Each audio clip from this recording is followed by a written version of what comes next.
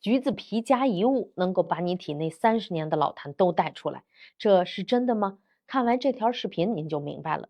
橘子皮咱们家家都有，千万不要直接去吃了。今天就给您一个橘子皮的新吃法。平时呢总是感觉嗓子不舒服，咽不下去，吐不出来，非常的难受。哎，那我跟你讲，这个古老的搭配可真的是太好了。如果说你是口干、口苦、口臭，还光咳嗽没有痰，你一定要去试一试。如果是出现了这样的情况，那我们身体的问题就会出来了。不管你是40、50还是60、70的，跟您说这个方法特别的好，而且还很方便。有位李女士，她就是经常喝再多的水，还是觉得嘴干、嗓子眼。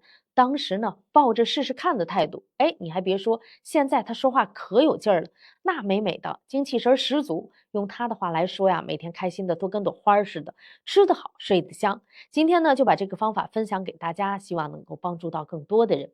首先，咱们用少量的橘子皮去掉内部白色的部分，晒干后备用。老一辈儿的人把它称之为橘红。接下来，咱们准备一颗罗汉果，又叫做神仙果。接着把它们放在锅里头一起煮20分钟，这两个加在一起，就把源头给它掐了。